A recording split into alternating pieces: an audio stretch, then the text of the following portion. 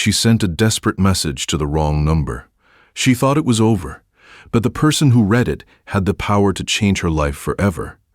And what happened next, no one saw coming. Maria Lopez stood by the small kitchen window of her one-bedroom apartment, staring at the orange glow of the streetlight outside, as her 6-month-old son Daniel cried from the couch where she had made a soft bed out of folded blankets. And every cry felt heavier than the last because she knew exactly what it meant.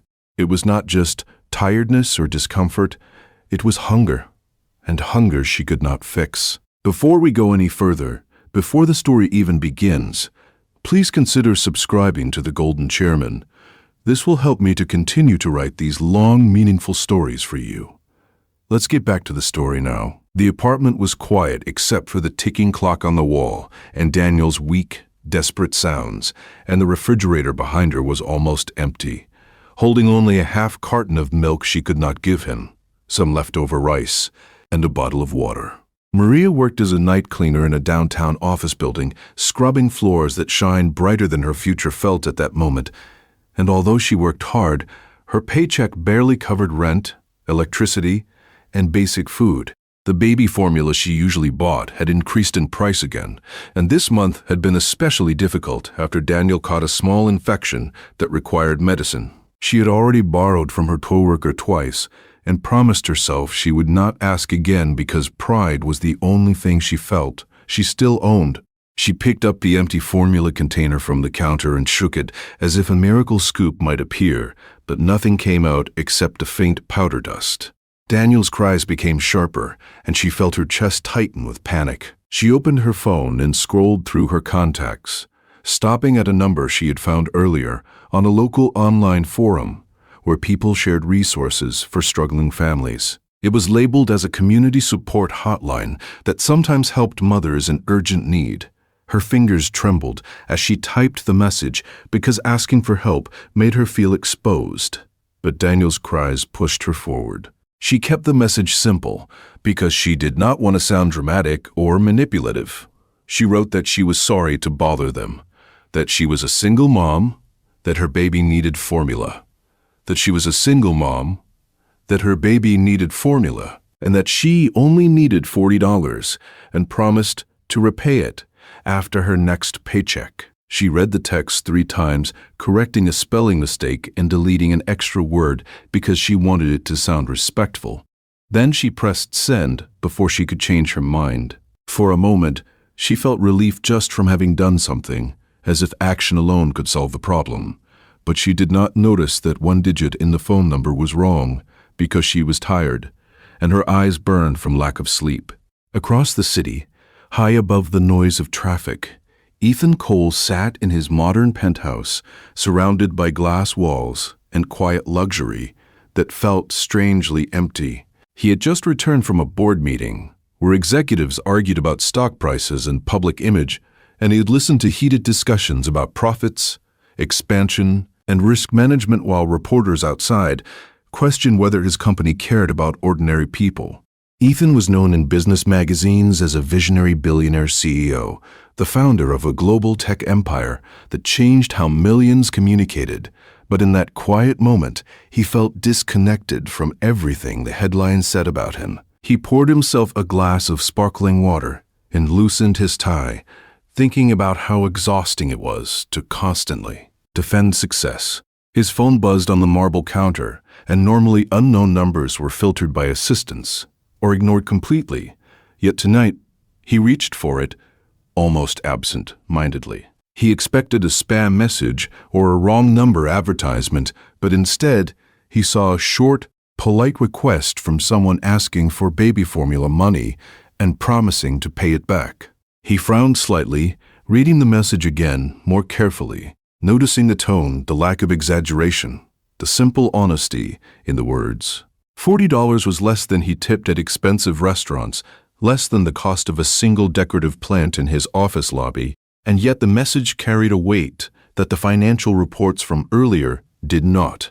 For a brief second, he assumed it was a scam because wealthy individuals were often targeted, but something about the phrasing made him hesitate. There were no emotional threats, no dramatic story, just a straightforward plea.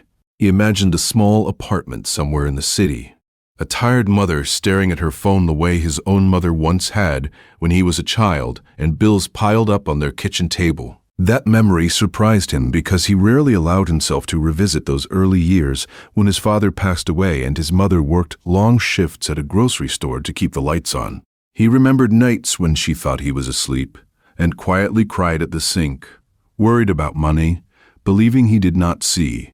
The buzzing city outside his penthouse windows suddenly felt far away, and the polished surfaces around him reflected a life built on ambition and relentless focus. Yet this single text message pierced through that controlled environment. He considered ignoring it and letting his assistant handle it in the morning, but he did not. Instead, he typed back 2 simple words, asking who it was, unsure why he cared enough to respond, but unable. Dismissed the image forming in his mind. In her dim kitchen, Maria's phone vibrated in her hand, and she stared at the unfamiliar reply.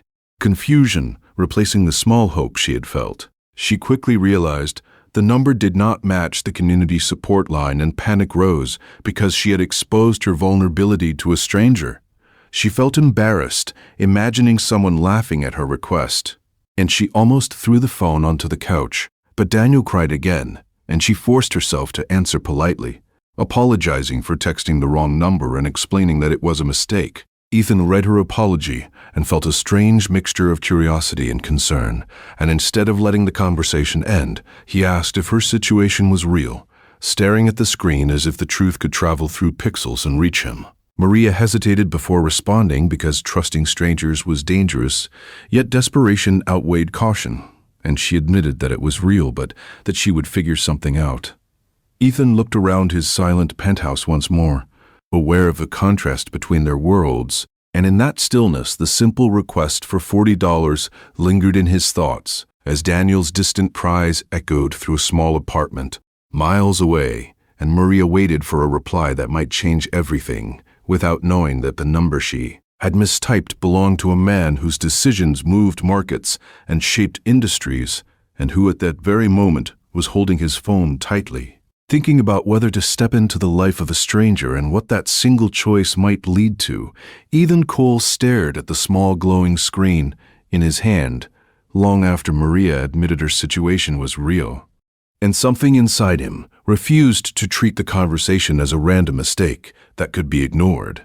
In his world, messages usually carried business proposals, investment numbers, legal warning, INGs, or carefully written invitations from powerful people, but this message carried something far more unsettling, because it was simple and human and impossible to analyze, like a spreadsheet. He asked for her payment details almost impulsively, surprising even himself, and when she questioned why he wanted them, he did not give a long explanation about charity or corporate responsibility. He simply wrote that he wanted to help. On the other side of the city, Maria's heart pounded as she read his words again and again, trying to decide if this stranger was kind or dangerous. She had heard stories about online scams and people who pretended to help only to cause harm later, and her hands shook as she typed her payment information, wondering if she was making another mistake. She almost deleted the message before sending it, but Daniel's weak cries pushed her forward, and she pressed send while whispering a silent prayer under her breath. Ethan did not overthink the amount. He could have sent $40 and ended the conversation, but something deeper guided his thumb as he typed in $5,000 instead, an amount that felt insignificant in his financial universe, yet life-changing in hers. When the transfer confirmation appeared, he felt no excitement, only a quiet heaviness, as if he had just opened a door he could not easily close. Maria's phone buzzed, and when she saw the amount, she stopped breathing for a second, convinced there had been a technical error. She refreshed the screen twice, thinking perhaps the app had glitched, but the number remained the same, more money than she had seen in her account at one time in years. Tears filled her eyes instantly. Not dramatic sobs, but silent tears of relief that made her shoulders shake as Daniel's cries slowly softened after she held him close. She typed back quickly, insisting there must be a mistake, that she only needed $40, that she could not accept so much from a stranger, and Ethan read her message carefully, noticing that she was not asking for more, not taking advantage, not expressing greed. That detail mattered to him more than he expected, because he had built his empire in a world where people constantly tried to extract more from him, whether through contracts, partnerships, or manipulation. He replied that there was no mistake and told her to take care of her baby, keeping his word short, because long explanations would only complicate things. Yet after sending that message, he did not feel finished. Instead, he felt unsettled, as if the transfer of money was only the beginning of something larger. Earlier that day, the board of directors had confronted him with reports criticizing his company for focusing too heavily on luxury technology products, while ignoring underserved communities. And although he had defended his business strategy with confidence, the accusations had lingered in his mind. Now this accidental text felt like a direct challenge to his carefully constructed narrative about impact and innovation, forcing him to face the gap between corporate success and everyday struggle. Meanwhile, moved through her small apartment in a daze, calculating how the money could stabilize her life. For the first time in months, she paid the overdue rent immediately, afraid the landlord might change his mind, then ordered baby formula online along with diapers and basic groceries. And with each completed transaction, her anxiety eased slightly, replaced by disbelief. She did not know who Ethan was, and to her he was simply a stranger with unexpected kindness. But in his penthouse he began to wonder about her beyond the transaction.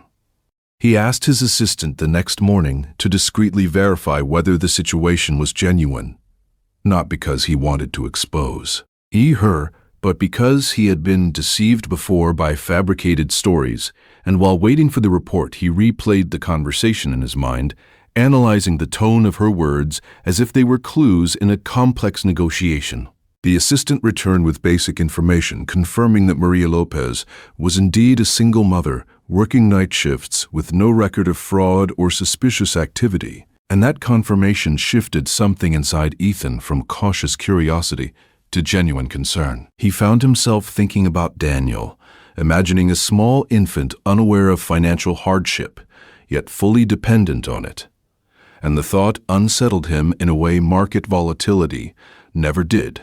Maria woke up that morning feeling lighter than she had in months, but relief was mixed with confusion because she did not understand why a stranger would send such a large amount without conditions. She wondered if he expected something in return, if there would be a hidden demand later, and she checked her phone repeatedly, half expecting a follow-up request that would turn the gift into a burden. Instead, Ethan sent only one more message asking if she and the baby were safe. And that simple question felt more personal than the money itself because it suggested care rather than transaction. Maria answered honestly, thanking him and assuring him that Daniel had eaten and was sleeping peacefully. And Ethan read her response while sitting in his office, surrounded by executives discussing quarterly earnings, feeling oddly disconnected from the conversation around him. The contrast between boardroom strategies and a mother's relief became impossible to ignore, and he realized that his curiosity about Maria was no longer about verifying a story, but about understanding a world his company's products barely touched. He had spent years building systems that connected millions digitally, yet he had never connected with someone at this level of vulnerability before, and that realization made him question whether his definition of success had been too narrow. Maria, on the other hand, felt a cautious gratitude that slowly transformed into hope, not just because of the financial support, but because someone had responded instead of ignoring her, and that response reminded her that the world still contained unexpected kindness. Ethan began to consider what it would mean to step further into this situation, aware that involvement carried risks to privacy and reputation, yet unable to dismiss the feeling that this accidental text was more than coincidence. He stared at the skyline from his office window, watching traffic move like tiny streams of light below, and understood that while $5,000 meant almost nothing in his financial reports, it had already shifted the direction of one small family's life, and he sensed that this was only the beginning of consequences he had not yet imagined. Ethan had built his empire on information, on understanding patterns before others saw them, and on verifying every risk before making a move, so even though his decision to send Maria money had come from emotion, his next steps followed instinctive strategy. He asked his head of security to quietly confirm that Maria Lopez was who she claimed to be, making it clear that there should be no intimidation, no contact, only background verification. He told himself it was simply due diligence, the same process he used before investing millions into a startup, yet deep down he knew it was more personal than professional. Within 24 hours, a discreet report landed on his desk. It showed that Maria worked night shifts cleaning a commercial building owned by one of his subsidiary companies, a detail that made him sit up straighter. She earned just above minimum wage, had no criminal record, no history of online fraud, and her rental payments had been late twice in the past 6 months. There were medical bills connected to Daniel's recent infection. Everything aligned with the story she had shared. Nothing dramatic. Nothing suspicious. Just quiet struggle. Ethan read the report twice, then leaned back in his chair, staring at the ceiling of his glass office, as executives moved behind transparent walls outside. The fact that she cleaned offices in a building his company indirectly owned unsettled him in a way headlines never had. It meant that while he gave speeches about innovation and future technology, someone like Maria was scrubbing floors in his corporate shadow, barely surviving. That thought refused to leave him. Instead of ending the investigation there, he did something unusual. He decided to see for himself. He told his assistant he would be visiting one of the downtown properties late at night for a facility review.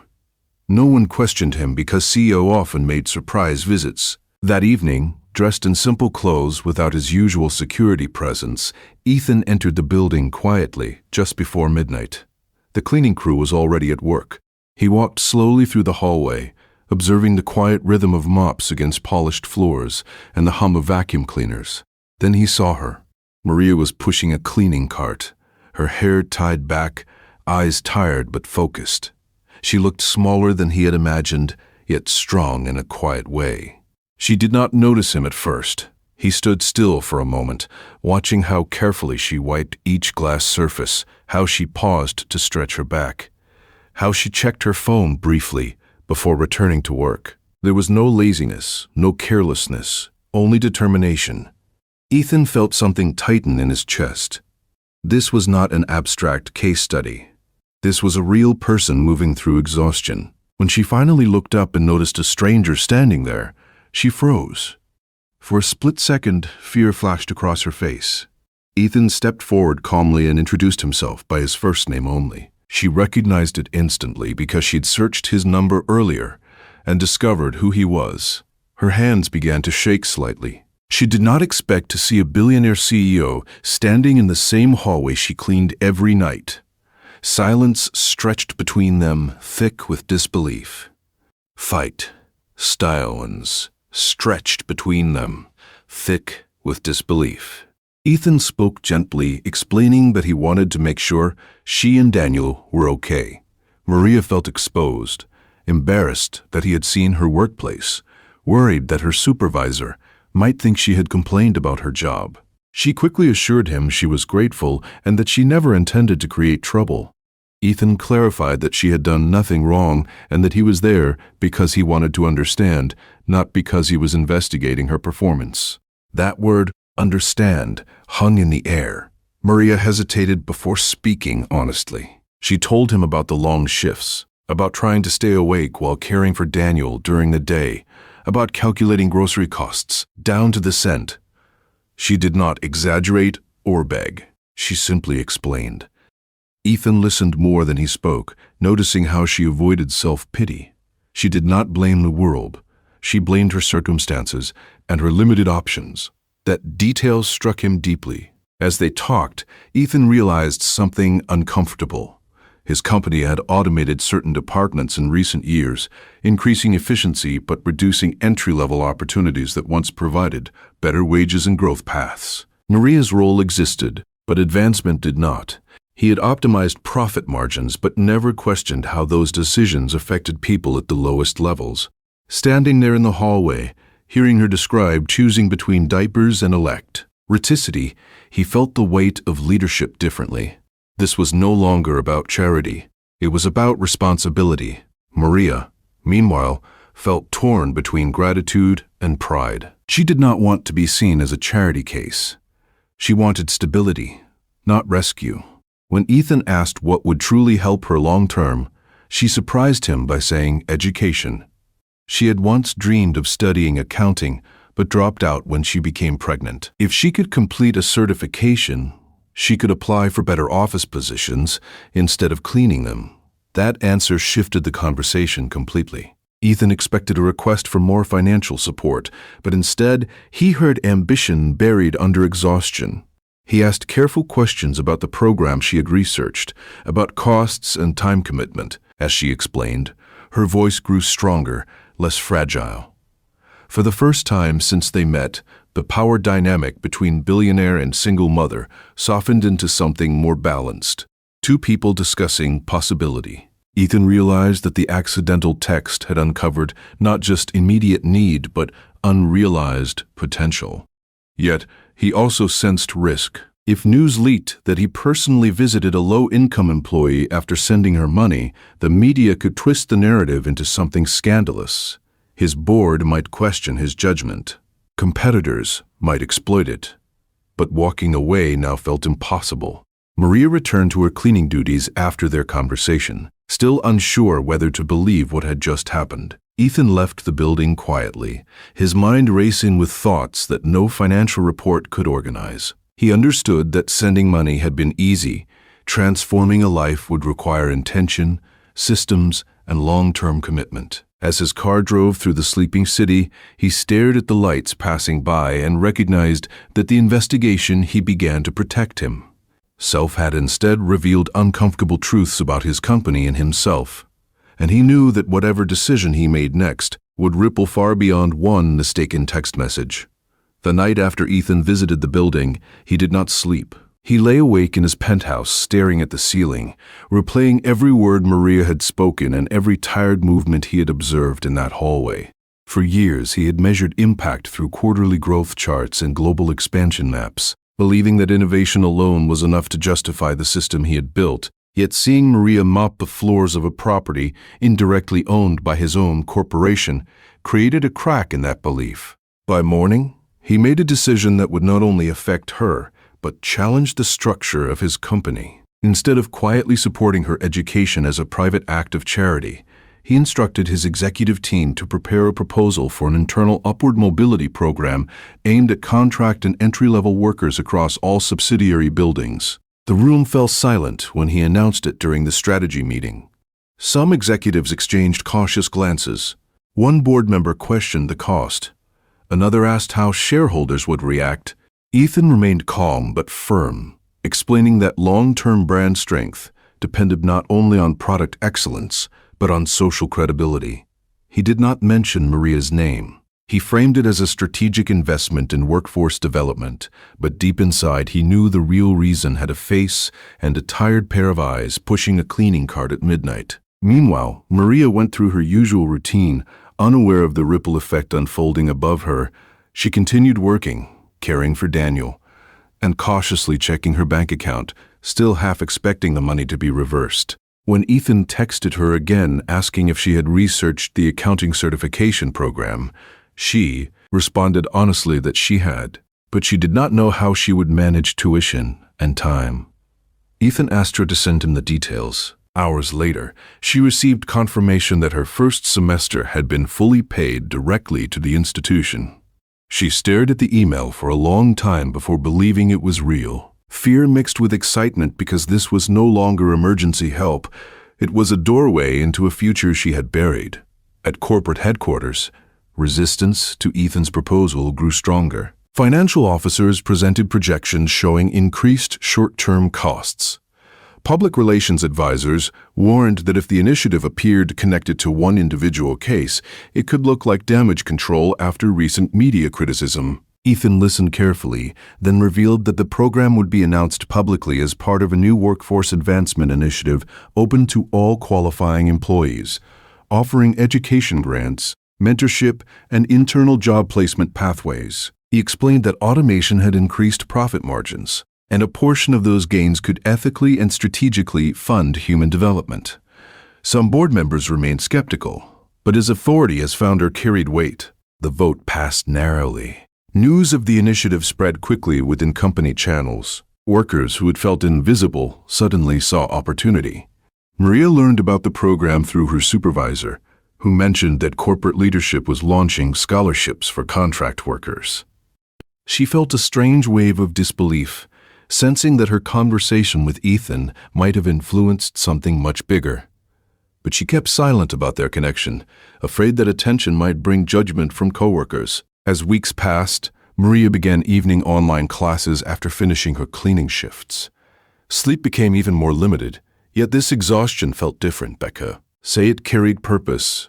Ethan followed the program's rollout closely, requesting monthly updates and anonymous progress reports. He watched enrollment numbers climb beyond expectations, realizing that hidden ambition existed everywhere beneath that economic pressure. However, not everyone celebrated his move. A business journalist uncovered hints that the initiative might have been inspired by a personal encounter and began investigating. Rumors circulated online, suggesting that Ethan had formed an inappropriate relationship with a low-income employee. Headlines twisted facts, seeking scandal where there was none. Maria received strange messages from unknown accounts, asking questions about her connection to the CEO. Fear returned to her life. She worried that speaking up could cost her job or reputation. Ethan's communications team advised him to distance himself publicly from any individual story to avoid legal and media complications. For a brief moment, he considered stepping back entirely to protect both of them. But then he remembered why he started. Instead of retreating, he scheduled a press conference to formally launch the Workforce Advancement Initiative. Standing at the podium, cameras flashing, he spoke openly about growing up in a household where opportunity felt distant and how leadership required responsibility beyond profits. He did not name Maria, but he acknowledged that sometimes change begins with listening to a single voice. His calm transparency shifted the narrative. Media outlets reframed the story from scandal to reform. Internally, employees felt pride rather than suspicion. Maria watched the broadcast on her small apartment television, holding Daniel in her arms, realizing that her accidental text had ignited corporate transformation. Months later, she completed her first certification exam with top scores through the new internal placement system. She applied for an entry-level accounting assistant position within one of the company's departments. The interview process was competitive and standardized to prevent favoritism. Ethan deliberately removed himself from direct involvement to ensure fairness. When Maria received a job offer based purely on merit, she cried again. This time, not from desperation, but from achievement, her income increased significantly. She moved to a safer neighborhood. Daniel's life stabilized. At headquarters, the Workforce Advancement Initiative became one of the company's most praised reforms, improving employee retention and public perception. Yet for Ethan, the greatest change was internal. He no longer viewed success as isolated personal triumph, but as influence capable of reshaping systems. The accidental text, that once seemed like a minor distraction, had forced him to confront uncomfortable truths about inequality within his own corporate ecosystem, and by choosing not to ignore it, he transformed not only one mother's future, but the direction of an empire that had previously measured value only in numbers. Discovering that sometimes leadership is defined not by how high you rise, but by how many others you lift while rising. By the time a full year had passed since the accidental text, both Maria and Ethan could hardly recognize the versions of themselves who first exchanged those uncertain messages. Maria was no longer rushing between panic and exhaustion. She was balancing structured work hours as an accounting assistant with scheduled study time to continue advancing her qualifications. Her apartment was brighter, not because it was luxurious, but because stress no longer filled every corner. Daniel had grown into a healthy, laughing toddler who no longer cried from hunger, but from playful stubbornness. Maria often thought back to that night when she nearly lost hope, realizing how close she had been to a very different future. Yet she also understood that the money alone had not changed everything. It was the opportunity, the system, and the belief that she could build something stable that made the true difference. Ethan, on the other hand, experienced a transformation less visible but equally profound. The Workforce Advancement Initiative had expanded across all branches of his company, enrolling thousands of employees in training and education programs. Shareholder reports eventually showed that employee retention improved, productivity increased, and brand trust strengthened. What began as a decision driven by emotion had evolved into measurable strategic success. Still, numbers were not what stayed with him. What stayed with him was the memory of Maria's steady voice when she said she wanted education, not charity. That sentence had reshaped his understanding of power.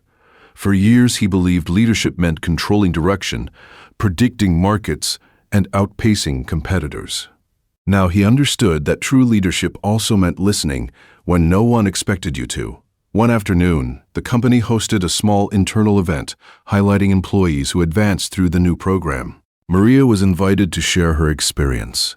She hesitated at first, nervous about speaking in front of executives and colleagues, but she agreed because she wanted others to see possibility. When she stepped onto the stage, she did not tell a dramatic story of rescue. She spoke calmly about responsibility, about working hard even when no one noticed, and about how one unexpected reply to a wrong number reminded her that asking for help is not weakness. Ethan watched from the audience, not as a distant CEO, but as someone quietly grateful that he had answered his phone that night. Their eyes met briefly, not with the intensity of secrets, but with mutual respect. The public never knew the full details of how the program began, and both of them preferred it that way. Over time, the story of the initiative became part of the company's culture, inspiring managers to identify overlooked talent and invest in development rather than replace workers through automation alone. Competitors took notice and began launching similar programs, creating an industry shift that extended beyond one corporation. Maria's journey continued. She completed her advanced certification and began mentoring other single parents entering the workforce. She organized informal study groups and helped new participants navigate online classes. Her confidence grew steadily, not from sudden wealth, but from earned progress.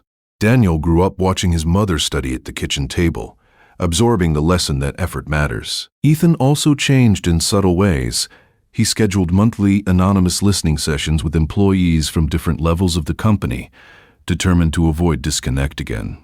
He reduced certain executive bonuses to reallocate funds towards skill development initiatives. Board members who once doubted him began citing the program as a model for sustainable growth. Investors appreciated the long-term stability it created. Yet the most surprising shift occurred within Ethan himself. He felt less isolated at the top.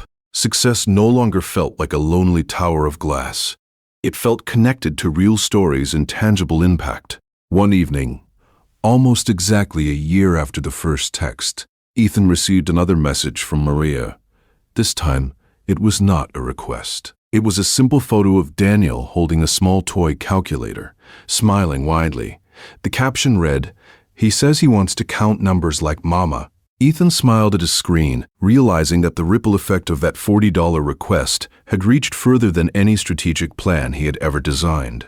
He replied with congratulations and encouragement. Nothing dramatic, just steady support. The world outside continued moving with its usual noise of markets rising and falling, critics speaking and fading, trends emerging and disappearing.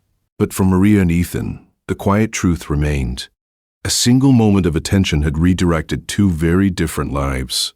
Maria no longer feared the end of each month. She planned for the future with cautious optimism.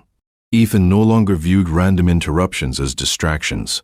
He saw them as potential turning points. If he had ignored the text, nothing catastrophic would have happened to his empire, and Maria might have found another temporary solution.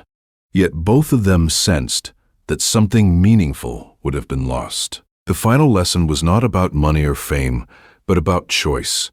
Every day, powerful people receive opportunities to overlook or to engage. Every day, struggling individuals decide whether to stay silent or to reach out. That night, Maria chose to send a message despite embarrassment, and Ethan chose to answer despite inconvenience. Their choices met in a space neither expected, creating change that spread beyond a single family.